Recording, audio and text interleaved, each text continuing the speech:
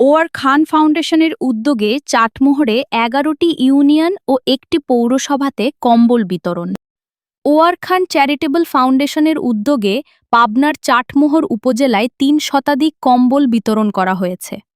রোববার ২১ ডিসেম্বর সকাল ১১টায় উপজেলার কাতুলি হজরত আয়েশা সিদ্দিকা মহিলা মাদ্রাসা ও এতিমখানায় এই কম্বল বিতরণের উদ্বোধন করা হয়।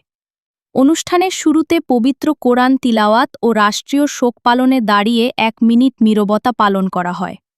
ফাউন্ডেশনের চাটমোহর উপজেলা কার্যনির্বাহী পরিষদের সভাপতি অধ্যক্ষ শরীফ মাহমুদ সরকার সঞ্জুর সভাপতিত্বে এবং সাধারণ সম্পাদক আনিসুর রহমান সুমন নূরের সঞ্চালনায় অনুষ্ঠানে বক্তব্য দেন সহসভাপতি শাহীন রহমান, কোষাধ্যক্ষ এনামুল হক, সমকাল প্রতিনিধি শামীম হাসান মিলন, যুগান্তর প্রতিনিধি পবিত্র কুমার তালুকদার, হজরত আয়েশা সিদ্দিকা হাফিজিয়া মাদ্রাসার সেক্রেটারি সিরাজুল ইসলাম, কেন্দ্রীয় কার্যনির্বাহী পরিষদের সাংগঠনিক সম্পাদক বাবুল হাসান অপু প্রমুখ।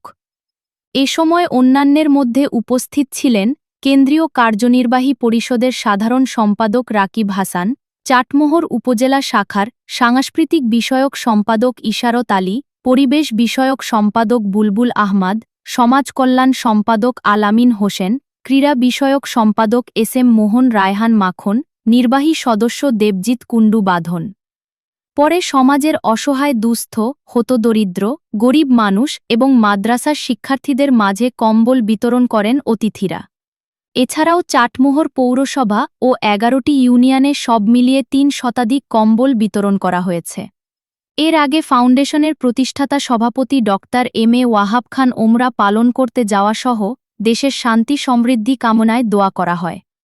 অনুষ্ঠানে দৈনিক যুগান্তরের চাটমোহর উপজেলা প্রতিনিধি পবিত্র তালুকদার যুগান্তরের মাল্টিমিডিয়ায় নভেম্বর মাসে দেশসেরা প্রতিনিধি নির্বাচিত হওয়ায় ফাউন্ডেশনের পক্ষ থেকে তার হাতে সম্মাননা ক্রেস্ট তুলে দেয়া হয়।